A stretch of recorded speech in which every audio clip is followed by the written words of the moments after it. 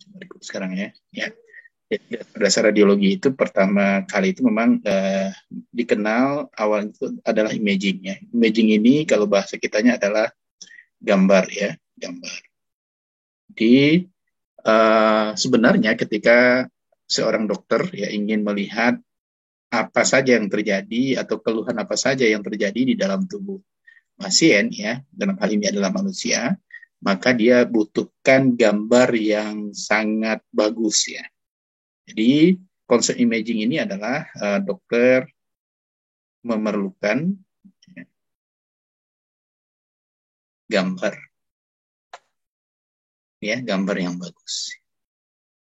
Nah, kemudian karena kita tahu bahwasanya untuk menembus tubuh itu tentu harus ada sinar-sinar radioaktif yang kita butuhkan ya. Jadi ketika di radiologi kita membutuhkan yang dinamakan dengan sinar X ya. Di sinar X, kenapa kita membutuhkan sinar X ini? Perlu saudara ketahui ya bahwasanya di dalam radioaktif itu ada 3 sinar yang digunakan ya. Yang pertama alfa, yang kedua beta, yang ketiga adalah gamma ya. Jadi sinar alfa ini ya kalau dilihat dari daya tembusnya dia tidak bisa menembus kulit ya atau dia tidak bisa menembus kertas ya. Sehingga sinar alfa ini tidak bisa digunakan untuk melihat bagian dalam tubuh pasien. Ya, yang kedua itu adalah sinar beta ya. Sinar beta ini dikenal juga dengan sinar X ya. Sinar X ini atau sekarang kita menamakannya ronsen karena memang ditemukan oleh ronsen ya. Daya tembusnya sinar X atau sinar beta ini mampu menembus kulit ya, mampu menembus kulit dan jaringan, tetapi dia tidak mampu menembus tulang ya. Jadi beta ini dikenal dengan sinar X atau sinar ronsen. Nah, inilah yang digunakan sebenarnya untuk radiologi ini ya. Yang ketiga di dalam zat radioaktif itu kita mengenal adanya sinar gamma. Sinar gamma ini daya tembus terbesar ya, dia mampu menembus tulang ya. Kalau material lain dia bisa menembus beton ini ya. Jadi saudara harus ingat tulang manusia itu memiliki bobot yang sangat besar ya, sehingga dia hanya mampu ditembus oleh sinar gamma saja ya. Jadi daya tembusnya adalah paling tinggi.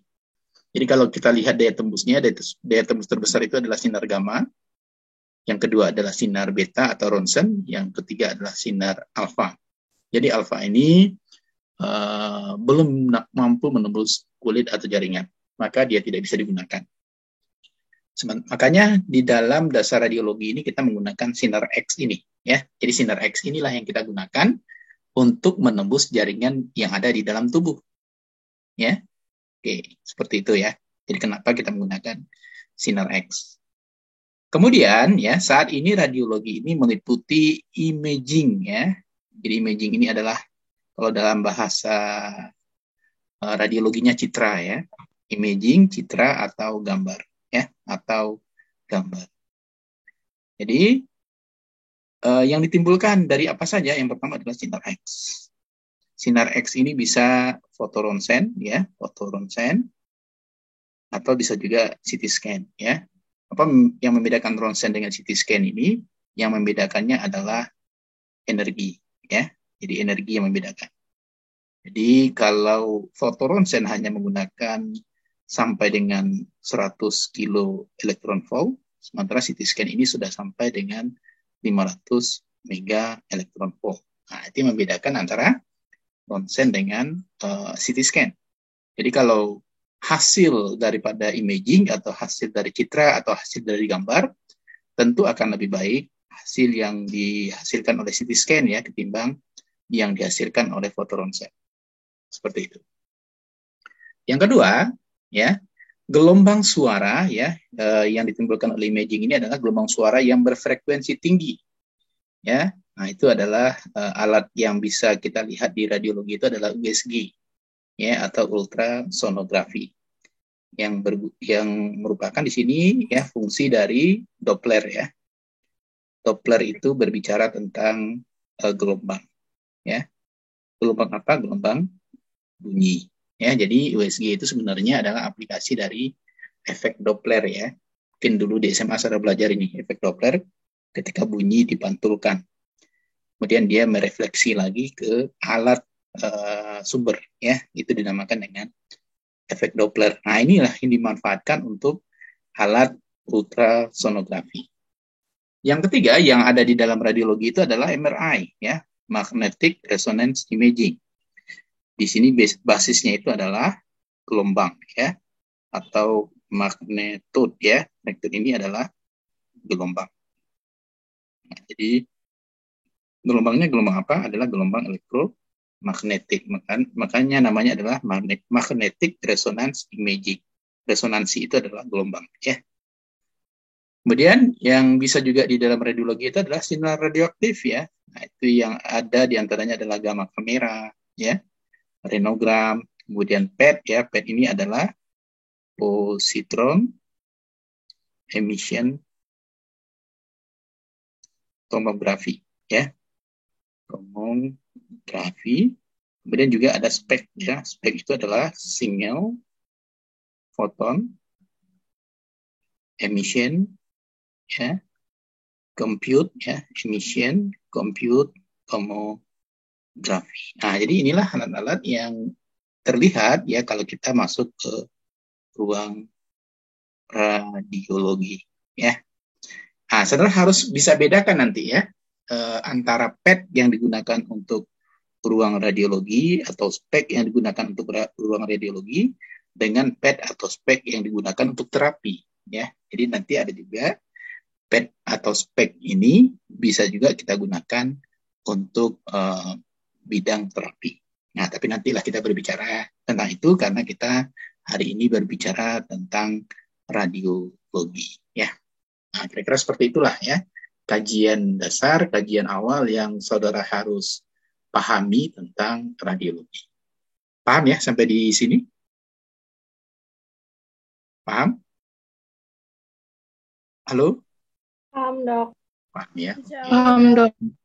Ya, lanjut. Ya, kalau jadi ingat bahwasanya yang termasuk dalam bidang radiologi ini, ya, yang pertama itu kita kenal dengan radiodiagnostik, ya. Jadi radiodiagnostik masuk ke dalam radiologi. Jadi radiodiagnostik ini maksudnya apa? Radiodiagnostik ini adalah mendiagnosa, ya, mendiagnosa kejadian, ya, abnormal dalam tubuh pasien, ya. Nah, itu dinamakan dengan radiodiagnostik, ya. Kemudian yang kedua yang juga masuk ke dalam radiologi itu adalah radioterapi, ya. Jadi ini bedakan ini. Kalau radiodiagnostik dia mendiagnosa, kalau radioterapi dia sudah bisa masuk ke dalam kuratif, ya. Kalau ini masih diagnostik, ya. Ini masih diagnostik. Nah, kalau ini sudah kuratif, ya. Di radioterapi seperti yang saya sudah sampaikan juga, ya. Kemudian kebetulan expert saya di bagian ini, ya. Tetapi sekarang dia tidak masuk lagi ke radiologi, ya. Kalau seandainya pembagian ini adalah untuk kuratif. Dia di sini lebih ke penyembuhan, ya, penyembuhan kanker, ya. Yang nanti mungkin akan secara lebih luas nanti akan kita berbicara, ya, tentang radioterapi ini. Kemudian yang ketiga itu adalah radionuklir, ya, radionuklir. Jadi kalau di dalam bahasa keseharian kita ini adalah kedokteran nuklir, ya. Jadi kedokteran nuklir ini maksudnya adalah penggunaan zat-zat radioaktif, ya, untuk melakukan kuratif pada pasien, ya. Jadi ini banyak cara ini. Ada yang disuntikkan, yang diinjeksikan, ya, ada yang disebarkan melalui kateter, ya. Ada nanti seat-nya, ya, itu tergantung nanti bagaimana penanganan di kedokteran nuklir, ya, atau radionuklir, ya. Nah, ini 3 bidang nanti yang akan kita lihat, ya, ketika kita melihat di bidang radiologi, ya. Secara lebih luas kita akan lihat masing-masingnya.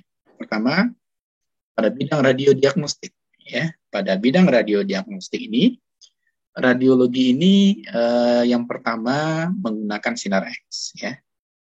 Yang menggunakan sinar X, seperti yang saya katakan tadi, dia dikenal dengan fotoronsen, ya, fotoronsen. Kemudian kita juga mengenal ada CT scan. Tadi saya sudah sampaikan yang membedakan ini adalah energi, ya, yang membedakan energi. Kemudian juga peruntukan sebenarnya. Fotoronsen biasanya untuk melihat kejadian-kejadian abnormal pada bagian torak, ya, biasanya pada torak FPH, ya, torak. Sementara CT scan itu lebih ke bagian kepala, ya, atau bagian abdomen, ya, atau bagian pelvis dan segala macamnya yang sebenarnya tidak khusus kepada toraks saja. Ya, yang kedua, bidang radiodiagnostik itu meliputi penggunaan gelombang suara yang berfrekuensi tinggi. Ya, di antara contohnya adalah ultrasonografi atau USG. Jadi ultrasonografi ini adalah salah satu bagian yang dilihat pada bidang radiodiagnostik, ya. Jadi tujuannya untuk mendiagnosa, ya. Apa yang diagnosa pada USG itu adalah keadaan janin, ya, di dalam rahim, ya, janin dalam rahim, ya. Didiagnosa bagaimana keadaan janin tersebut. Yang ketiga, ya, yang merupakan bagian di dalam bidang radiodiagnostik itu adalah penggunaan MRI, ya, yang menggunakan magnet, ya, magnetik. Makanya namanya adalah magnetic resonance imaging, ya. Jadi ada konsep magnetik, kemudian juga ada konsep bunyi di sini karena resonansi. Resonansi itu erat kaitannya dengan bunyi, ya, atau gema, ya. Imaging ini adalah pencitraan, ya, atau citra atau gambar, ya. Maka namanya adalah MRI. MRI ini lebih khusus ke kepala saja, ya. Ini hanya untuk kepala. Inilah biasanya yang saya gunakan untuk mendiagnosa kanker otak, ya. Jadi spesifikasi saya sekarang itu di otak, ya, kanker otak. Kemudian yang keempat adalah yang menggunakan sinar radioaktif, ya, sinar radioaktif. Di antaranya bisa kita menggunakan gamma kamera, ya. Jadi gamma kamera ini berbasis sinar radioaktif, ya, berbasis sinar radioaktif, ya, atau juga menggunakan renogram, ya. Renogram juga berbasis sinar radioaktif. Nah, ini masuk ke dalam bagian radiodiagnostik, ya. Di keempat bagian ini masuk ke bidang radiodiagnostik, ya. Nanti saudara kalau seandainya sudah sempat dinas di rumah sakit, nah, salah satu bagian yang dilihat di radiologi adalah bagian radiodiagnostik ini. Nah, yang kedua itu adalah bidang radioterapi, ya, bidang radioterapi. Nah, apa saja yang ada di bagian bidang radioterapi ini? Seperti yang saya sudah sampaikan tadi, dia lebih terkhusus, ya, untuk kuratif kanker, ya, lebih terkhusus pada kuratif kanker. Tujuannya adalah mengobati tumor maligna, ya, dengan sinar, ya. Sinarnya ini ada dua macam nanti, ya. Sinarnya itu ada yang dari luar, ada yang dari dalam, ya. Kalau dari luar ini namanya adalah EBRT, ya. EBRT ini singkatan eksternal beam radioterapi. Kemudian ada yang dari dalam yang dinamakan dengan brachytherapy, ya. Itu untuk radioterapi. Jadi ada dua, ya. Ada EBRT, external beam radioterapi, dan ada yang dari dalam dikenal dengan brachytherapy, ya. Kemudian yang kedua, di samping dengan sinar, pengobatan tumor maligna dapat juga digunakan dengan obat-obatan, ya. Di antaranya di rumah sakit selalu menggunakan teknik kemoterapi, ya. Jadi kemoterapi itu masuk di dalam radioterapi, ya. Dia masuk ke dalam radioterapi, tetapi tindakannya berbeda tujuan, ya. Kalau radioterapi menghancurkan kanker, kalau kemoterapi dia menghancurkan kanker juga, tetapi sifatnya perlahan, ya. Jadi tidak langsung membunuh kanker secara secara langsung, ya. Perbedaannya sedikit dengan radioterapi. Oke, ya. Ini bagian kedua di dalam radiologi, itu adalah bidang radioterapi.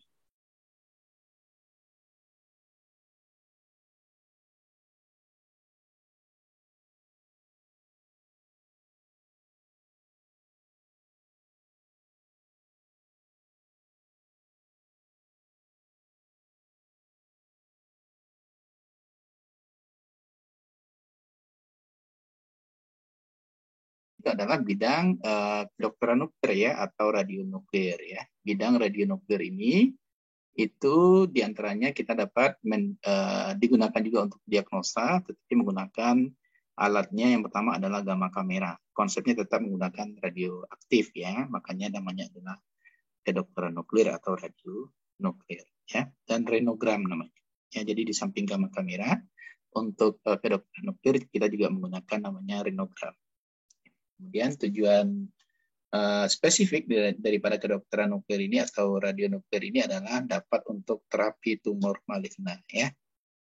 Ya, konsepnya juga menggunakan sinar radioaktif ya, sinar radioaktif. Jadi kamera itu juga konsepnya IBRP sebenarnya ya, kalau untuk radioterapi. Tetapi karena ini adalah kedokteran nuklir maka namanya adalah gamma kamera. Jadi bentuk alatnya nanti bisa saudara lihat ya di materi kedua nanti ya. Ini baru materi pertama. Oke, kita lihat selanjutnya ya, sinar X. Ya, apa itu sinar X? Kita lihat lebih detail satu-satu. Sinar X di sini adalah pancaran gelombang elektromagnetik. Nah, itu konsep pertama. Ya, dia adalah gelombang elektromagnetik. Nah, apa saja sebenarnya yang termasuk di dalam gelombang elektromagnetik itu? Yang pertama listrik ya. Listrik secara otomatis dia masuk ke gelombang elektromagnetik. Jadi di samping dia ada arus, dia juga ada gelombang EM namanya ya, gelombang elektromagnetik. Kemudian radio, ya radio juga ada EM ya, gelombang elektromagnetik. Kemudian infrared ya juga memiliki gelombang elektromagnetik. Cahaya itu sendiri juga memiliki gelombang elektromagnetik. Ultraviolet ya. Kemudian sinar X apalagi ya. Sinar gamma dan sinar kosmik itu sendiri, sinar kosmik ini dihasilkan oleh alam ya.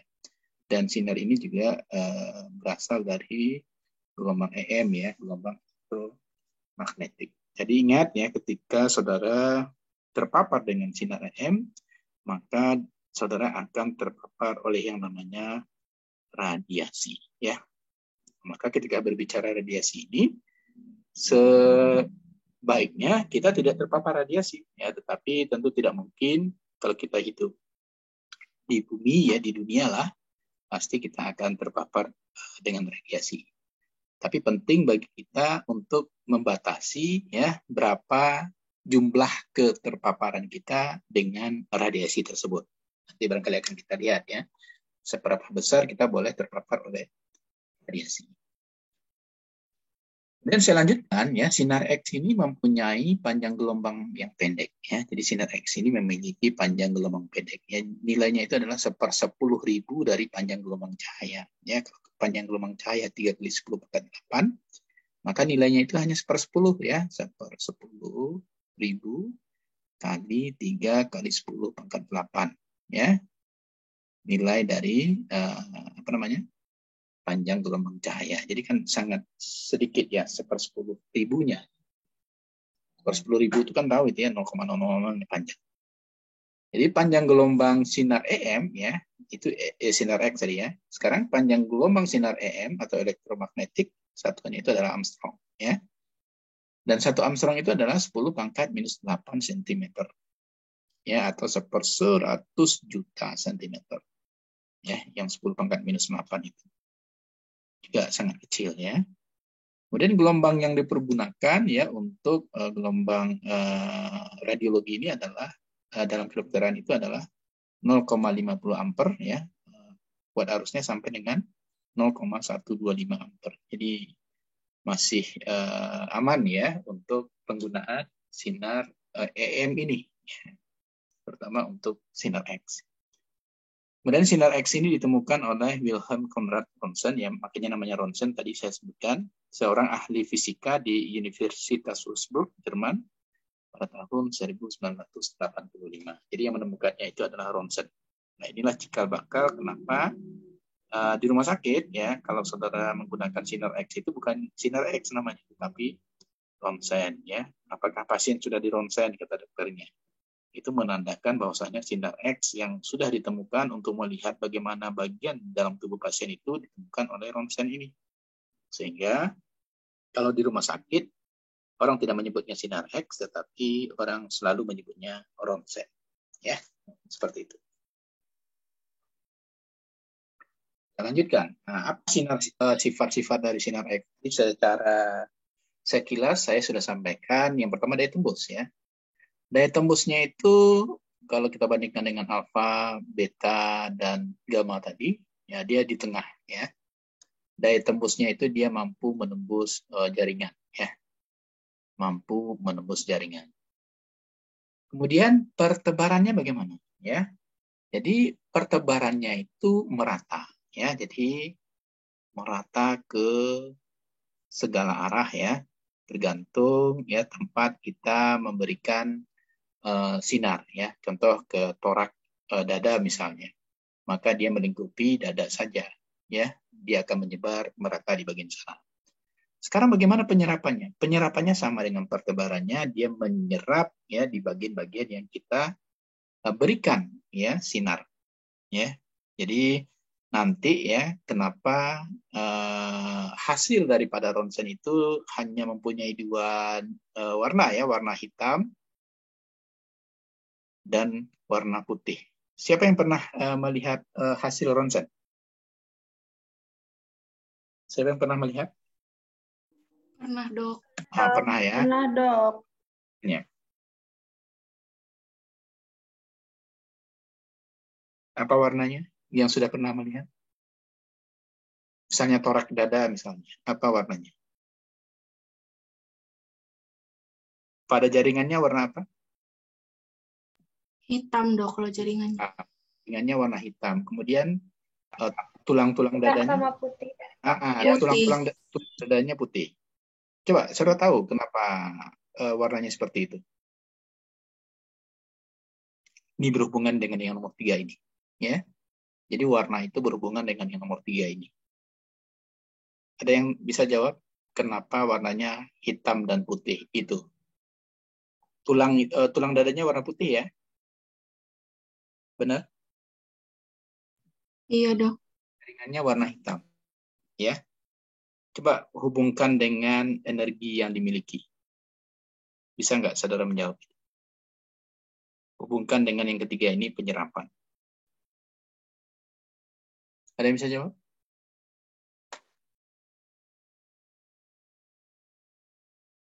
Adakah? Coba perhatikan. Ketika energinya ini ya diserap ya, energi ronsen ini diserap oleh jaringan, apa yang terjadi? Jaringan itu apa? Bagaimana? Terbakar ya. Dia diserap, ya energinya tinggi ini, 150 kilo elektron volt misalnya. Kemudian dia masuk ke jaringan. Maka tentu jaringan itu terbakar. Kalau terbakar warnanya apa? Hitam. Ya. Makanya warna citra itu hitam ya pada jaringan. Tetapi ternyata ya energinya itu tidak mampu menembus tulang. Tulang itu warnanya apa? Putih. Putih ya. Nah, karena dia tidak mampu membakar tulang itu karena memang energinya tidak cukup, karena sifat sinar X itu tidak mampu menembus tulang, maka tulang itu tetap putih. Maka hasil ronsen itu hanya hitam dan putih saja. Jadi itu jawabannya ya. Tergantung kepada absorpsinya ya atau penyerapannya. Nah, itu ya. Jadi kalau nanti saudara ditanya oleh pasien ya, Bu Bidan ya, kenapa warna ronsen saya ini hanya hitam dan putih saja, kok nggak ada warna yang lain? Nah, jawabannya seperti itu.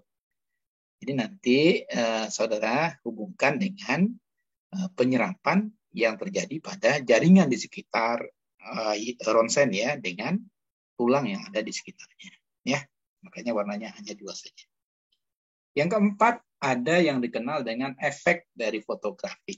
Ya, di fotografi itu juga ada efek ya. Jadi kalau saudara nanti bermain dengan imaging, nah itu nanti akan ada background namanya ya, kemudian ada nanti efek-efek bias ya atau noise yang terjadi di dalam citra ya atau imaging. Ya, itu ada dinamakan dengan efek fotografik ya. Pengambilannya harus tepat, misalnya juga merupakan efek dari fotografik. Kemudian juga ada pendar fluor ya atau fluoresensi ya. Ini resensi ini S ini ya, fluoresensi ya. Nah, itu juga mempengaruhi nanti sifat-sifat dari sinar X ini. Selanjutnya yang keenam ya, sifat-sifat sinar X ini adalah terjadi ionisasi. Apa itu ionisasi? Proses ya terjadinya ion baru ketika ion itu menyentuh sebuah materi ya, menyentuh jaringan, menyentuh tulang, menyentuh cairan dan lain sebagainya, maka terjadi peristiwa ionisasi. Jadi dia mengion ya. Maka kalau dia kelebihan ion, dia terbakar menjadi hitam seperti itu. Nah, itu adalah merupakan sifat daripada sinar X ini. Kemudian juga ada efek biologik namanya ya dalam sinar X ini.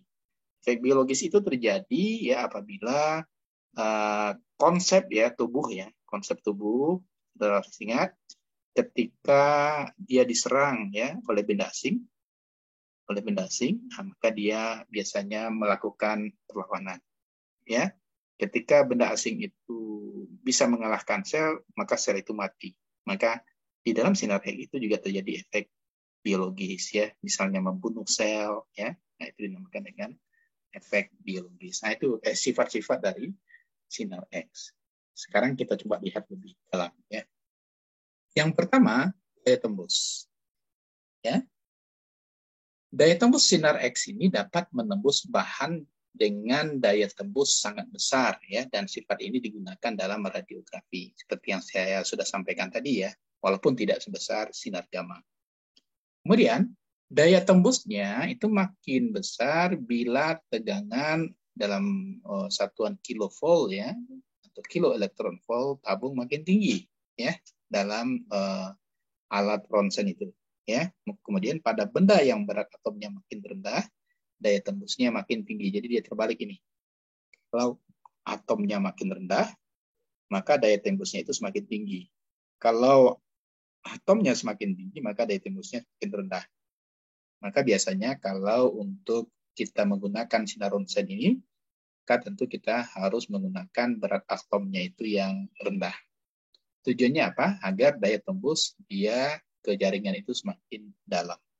Ya, semakin dalam ya daya tembusnya itu biasanya dia semakin banyak ya menggambarkan apa-apa saja bagian di dalam tubuh itu dengan sangat baik ya. Jadi penting untuk kita menggunakan berat atom yang semakin rendah.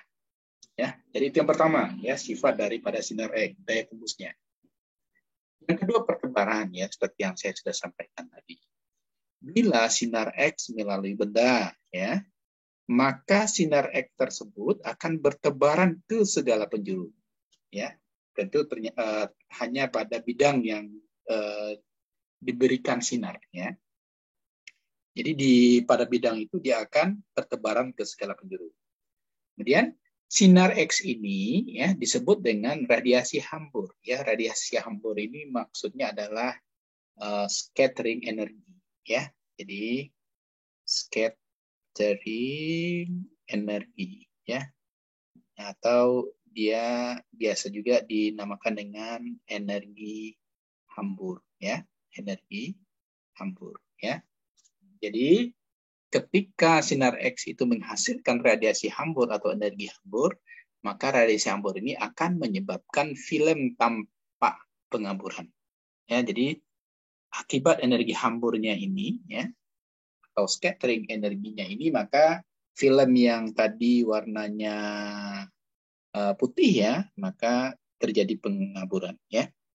Nah, semakin banyak scattering ya, atau semakin banyak energi hamburnya, maka dia menghitam seperti itu ya, terjadi pengaburan.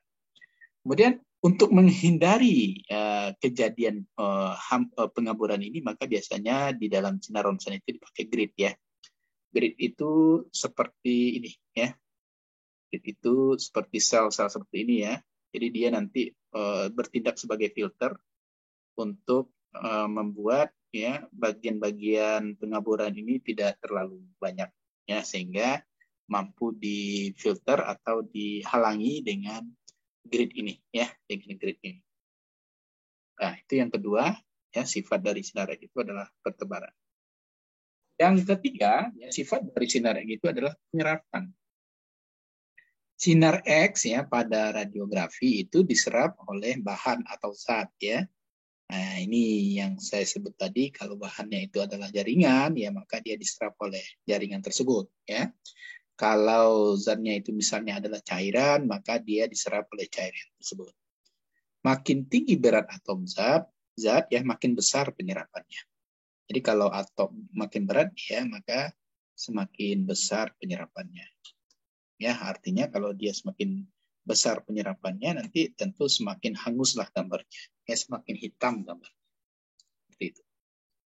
Nah, ini yang saya sudah sampaikan sekilas tadi, efek fotografi. Ya. Sinar X ini dapat menghitamkan emulsi film karena filmnya itu terdiri dari perak bronida. Ya. Setelah diproses secara kimiawi di kamar gelap. Ya. Jadi memproses film untuk fotografi ini dia diproses di kamar gelap. Mungkin barangkali saudara di SMA pernah nggak gitu ya? Ada praktikum fotografi nggak di SMA? Nggak ya? Ada yang tahu praktikum fotografi ini? Ada yang pernah mencoba di SMA mungkin? Ada nggak? Saya dulu di SMA ada ini. Halo? Halo? Halo? Iya, Dok. Ya, ada yang pernah Maaf, hilang screen-nya. Gimana? Hilang ya share screen-nya? Oke, sip. Iya, Dok. Oke. Sudah muncul lagi? Sudah muncul lagi belum? Sudah, Dok. Oke. Sudah, Dok. Ada yang pernah nggak bikin film tapi di kamar gelap? Ada?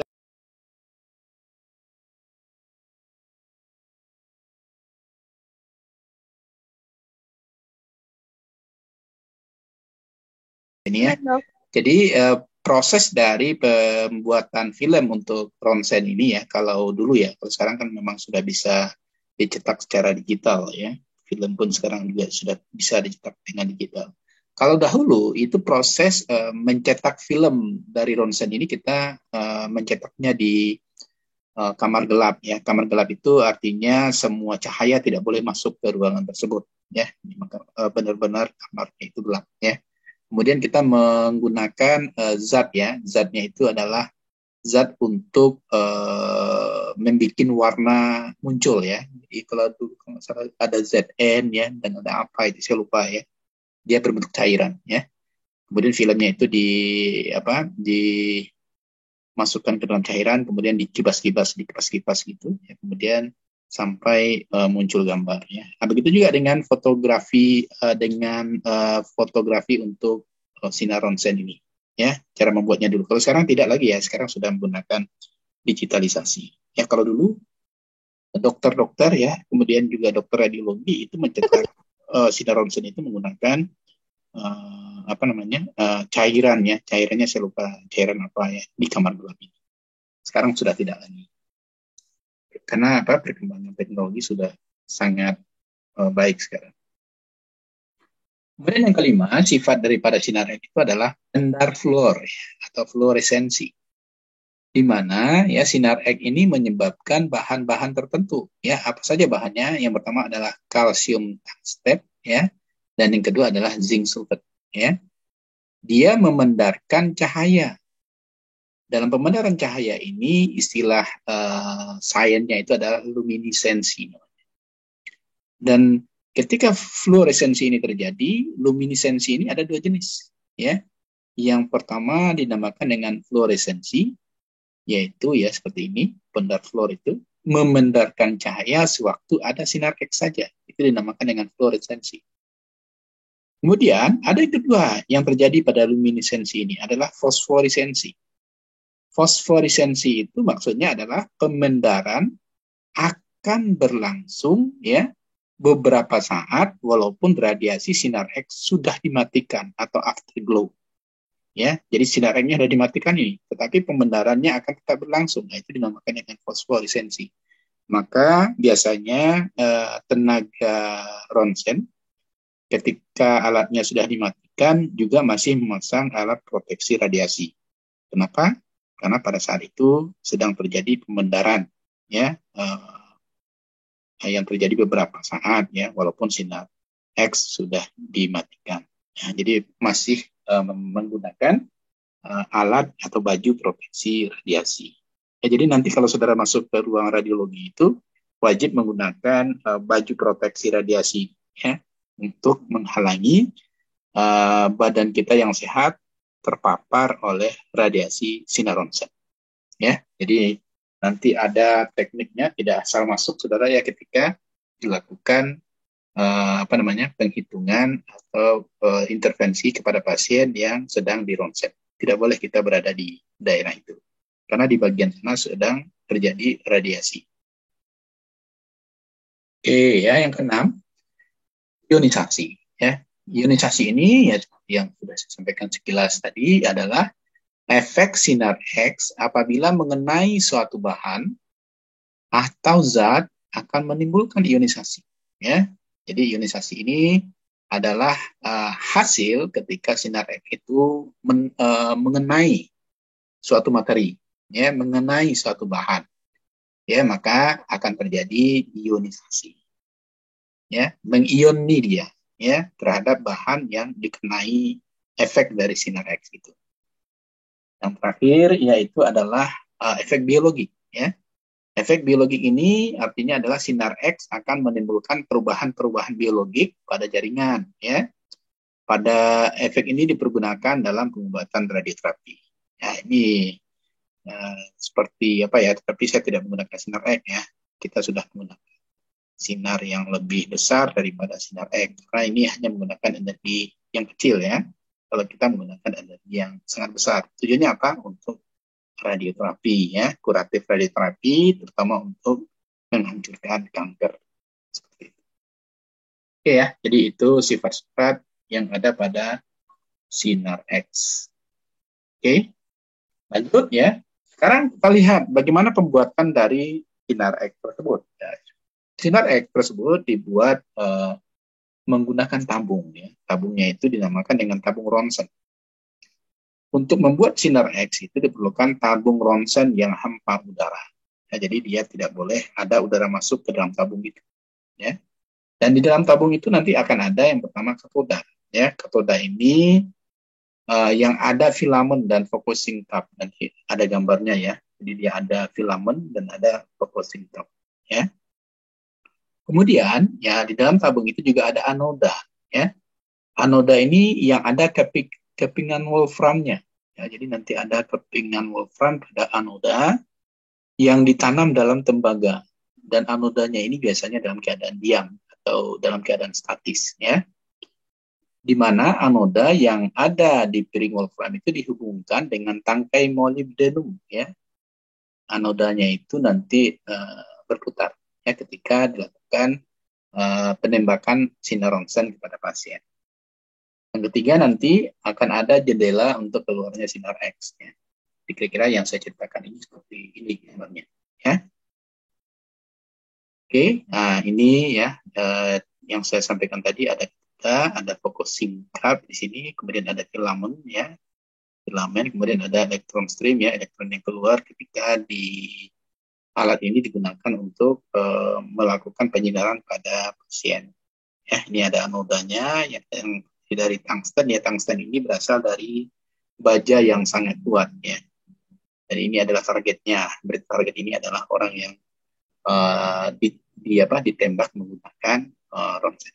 Ya, bagaimana proses terjadinya sinar X ini? Ya, proses terjadinya ini katoda, ya, katoda atau filamen ini dipanaskan, ya, lebih dari 20.000 derajat Celcius, ya, sampai dia menyala.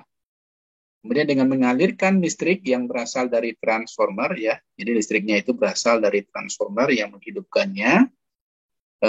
dari filamen itu keluar elektron-elektron. Jadi dari filamen ini nanti akan keluar elektron-elektron, ya, akan keluar elektron-elektron yang bergerak menuju anoda. Ya, ini anodanya. Jadi dari sini ya menuju anoda, ya. Kemudian agar arah elektron-elektron itu tidak tersebar, ya, jadi arahnya ini tidak tersebar, maka di sini dipakai focusing cup. Jadi focusing cup ini sebenarnya untuk memastikan agar sinarnya itu tidak menyebar ke mana-mana. Ya, dia hanya di bagian tertentu saja, ya, agar fokus kepada pasien. Misalnya torak dada hanya ke dada saja seperti itu. Ya. Kemudian elektron-elektron yang mendadak berhenti pada target tungsten ini, ya, pada target tungsten ini di anoda, ya, sehingga terbentuk panas, ya. Maka pada dadanya ini sebenarnya terasa panas, tapi panasnya bukan dada sebenarnya, nah, tetapi tungstennya ini, ya. Maka sinar X ini akan keluar melalui jendela yang ada pada tungsten ini.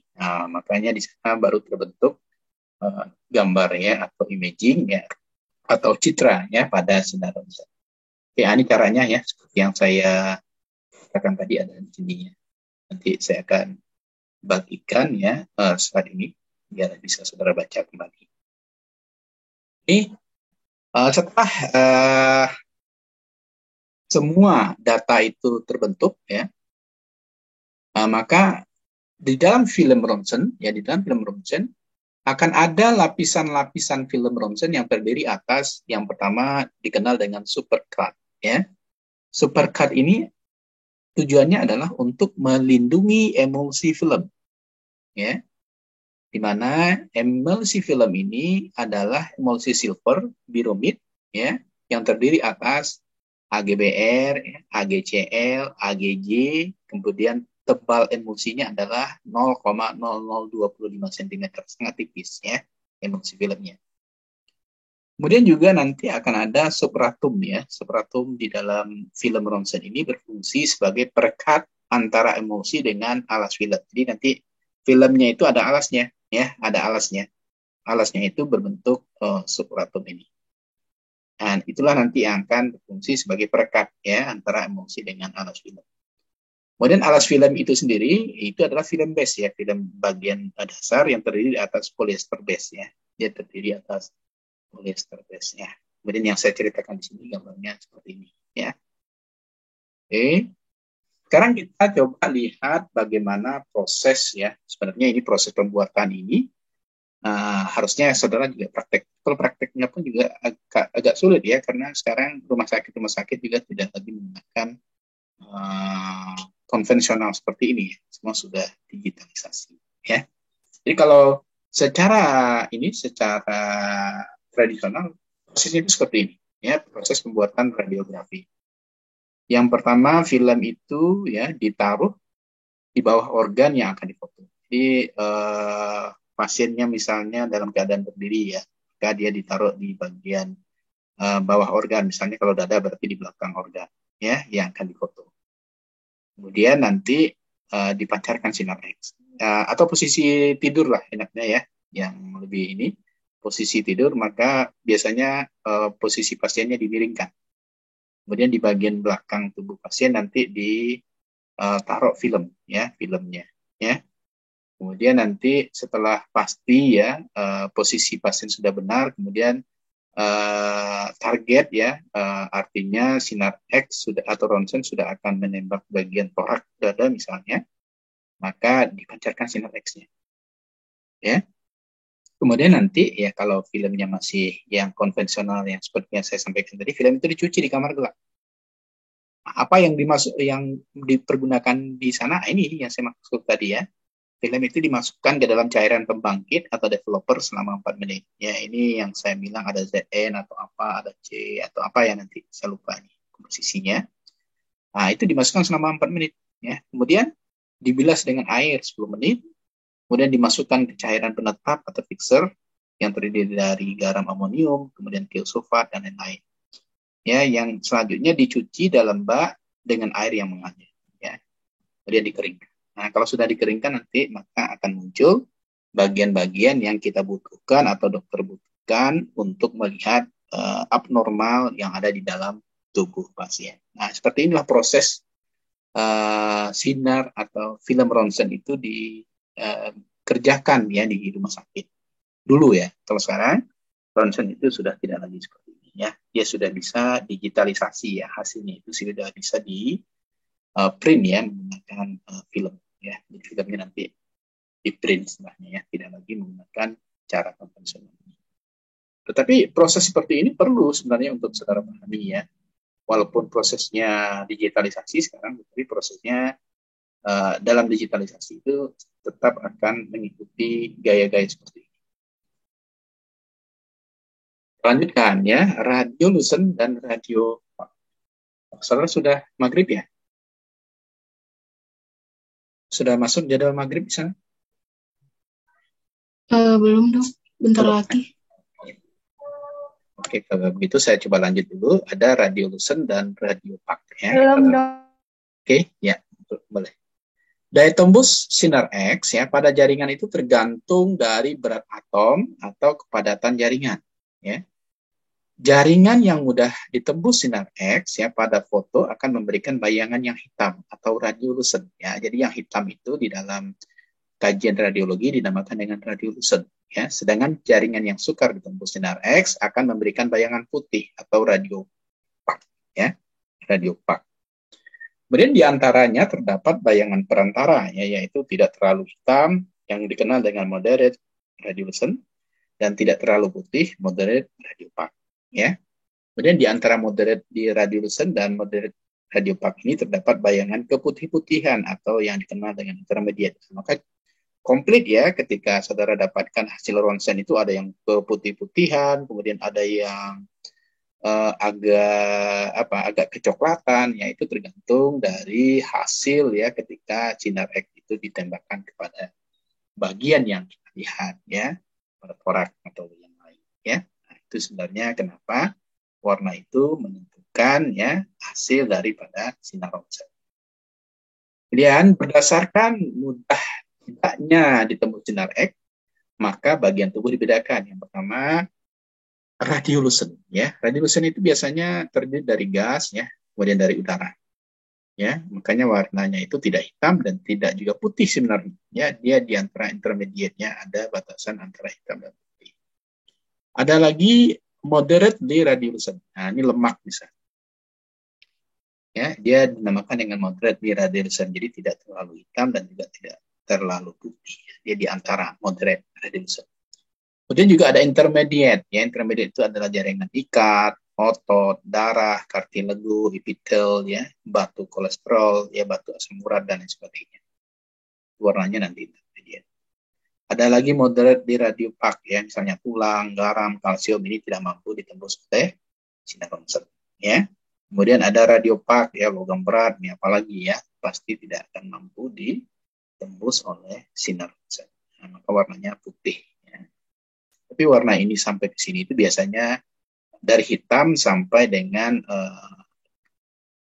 ke hitam-hitaman ya, tapi tidak ada yang sampai putih. Ya karena apa? Karena dia menyerap bagian energi itu sangat banyak. Ya. Sekarang ya kamar gelap itu apa? Ya kamar gelap itu harus memenuhi syarat tertentu ya kalau seandainya ingin menghasilkan gambar yang kontras ya, gambar yang cukup baik. Apa yang harus dipenuhi? Antara lain, yang pertama, ukurannya itu harus memadai dan proporsional dengan kapasitas dan beban kerja, itu pasti ya. Karena di sini ada safety ya. Kemudian ada kenyamanan ya. Seperti ya, satisfaction-nya juga, kenyamanan juga. Kemudian dia terlindung dari radiasi. Nah, ini penting ini. Kalau di dalam ruangannya ada radiasi, ya, itu mengacaukan hasil ya, hasil daripada torak tadi ya. Kemudian sinar matahari dan bahan-bahan kimia lainnya juga tidak boleh ada ya. Nah, karena makanya namanya kamar gelap. Kemudian sirkulasi dan suhu udara yang baik ya. Walaupun dia kamar gelap tetapi tetap sirkulasi suhu dan sirkulasi udara tetap baik ya. Ini biasanya di ruangan ini ada AC ya. Ada AC. Kemudian airnya itu selalu bersih ya. Kalau bisa airnya itu untuk mencuci film itu mengalir ya, airnya mengalir. Selanjutnya kelima, dinding dan lantai yang tahan kroposnya. Ini penting ini. Karena nanti zat-zat yang untuk mencuci itu juga biasanya zatnya itu karena berbentuk sisa-sisa logam ya, itu juga akan menyebabkan kropos ya. Maka lantainya itu harus tahan dari kropos ya. Yang keenam, ada kelengkapan alat-alat kamar gelap yang memadai. Itu penting ya. Dan lampu kamar gelap, ada safe light ya yang aman dan tidak bocor.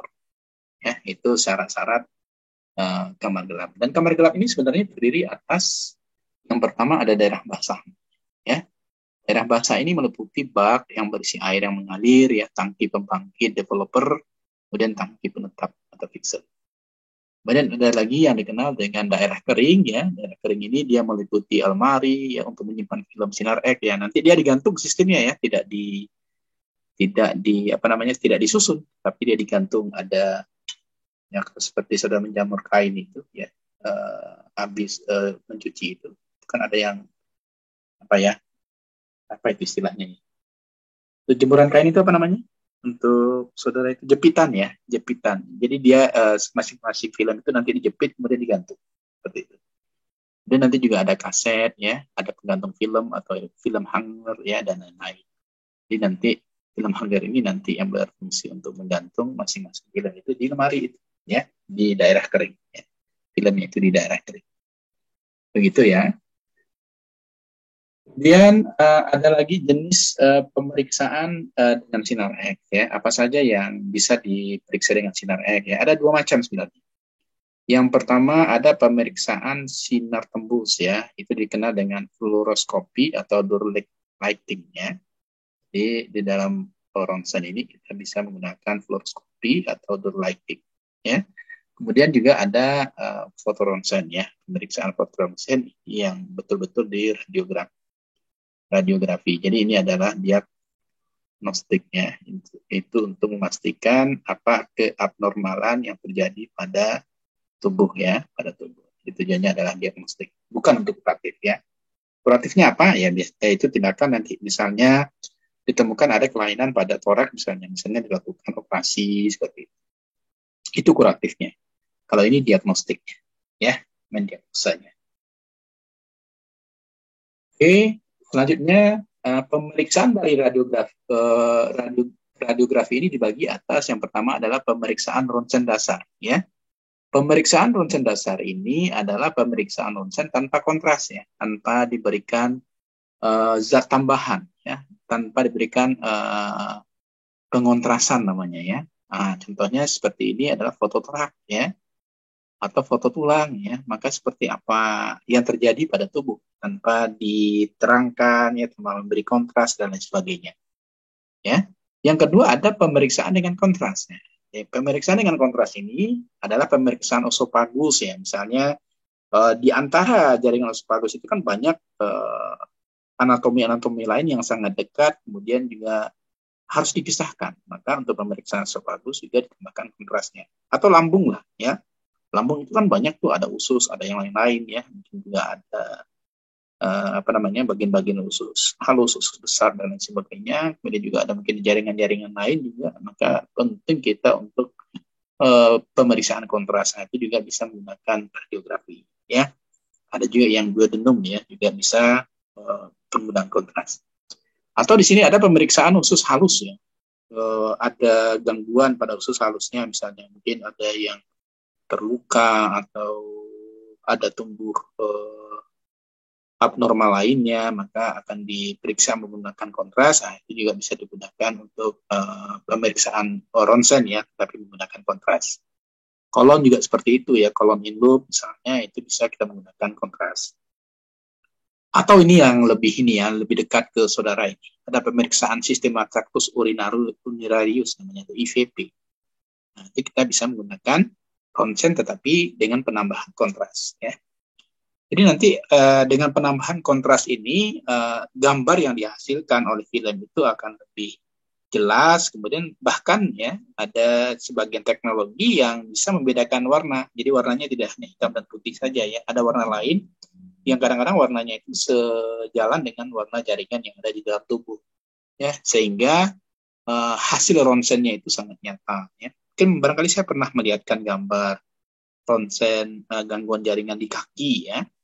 Nah itu betul-betul seperti kelainan itu nampak nyata ya apabila kita menggunakan ronsen dengan kontras ini. Ya. Juga nanti bisa menggunakan pemeriksaan sistem atractus biliarius ya. Itu juga sama ya, sehingga bagian-bagian yang kita lihat itu lebih nyata sehingga dokter bisa menegakkan diagnosa dengan lebih baik. Tapi catatannya sama ya, ketika pemeriksaan ronsen seperti ini dilakukan, tujuannya adalah untuk diagnostik, bukan untuk kuratif ya. Untuk memastikan tindakan lanjut yang dilakukan oleh dokter ya, mau melakukan apa nanti. Atau hanya melakukan penanganan sederhana, itu juga bisa dilakukan ya. Yang penting dokter sudah meyakini apa saja gangguan yang terjadi pada tubuh pasien. Sampai di sini barangkali ada yang mau ditanyakan? Silahkan ya kalau ada yang mau ditanyakan.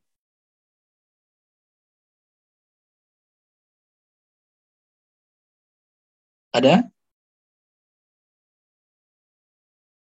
Halo? Iya, Dok, mungkin belum ada. Belum ya? Oke, siap. Kalau belum ya, saya lanjutkan. Nah, ada lagi yang pemeriksaan ronsen khusus ya. Pemeriksaan ronsen khusus ini sebenarnya adalah untuk mengetahui lebih detail ya, apa saja gangguan yang ada pada tubuh ya. Jadi pemeriksaannya tidak lagi kontras, tapi juga sudah menggunakan zat-zat lain ya, seperti yang warna ya, misalnya ingin memunculkan warna apa ya, itu ditambahkan dengan zat apa ya, ketika dilakukan pencucian filmnya. Nah, itu diantaranya adalah arteriografi, ada pleografi, ada ventrikulografi, dan ini memerlukan alat khusus. Alatnya tidak lagi ronsen biasa ya. Ronsennya juga sudah mungkin udah 4 dimensi ya. Kemudian juga sudah menggunakan zat tambahan untuk pemeriksaan ronsen yang khusus. Sekarang ya, untuk kita sholat maghrib dulu ya. Saya juga nanti akan izin sholat maghrib dulu. Pembacaan foto ronsen ya. Untuk memperoleh hasil atau interpretasi yang baik, perlu dibuat foto yang baik ya. Foto yang baik ya. Untuk mendapatkan foto yang baik, perlu diperhatikan ada 3 ini. Yang pertama adalah posisi pengambilan gambar atau posisi pemotretan. Kemudian faktor eksposi. Eksposi ini seberapa besar dosis yang diberikan. Yang meliputi itu biasanya adalah energi ya, kemudian juga dosisnya. Berapa dosis yang diberikan, kemudian energi yang dibutuhkan. Kemudian juga jarak ya. Makanya biasanya kalau di rumah sakit itu jarak antara pasien ya, kemudian dengan alat ronsen itu sudah ditentukan. Tujuannya apa? Agar jarak pemotretan itu tepat sehingga dia menghasilkan imaging yang baik ya. Mungkin barangkali untuk untuk slide pertama ini saya cukupkan. Kita nanti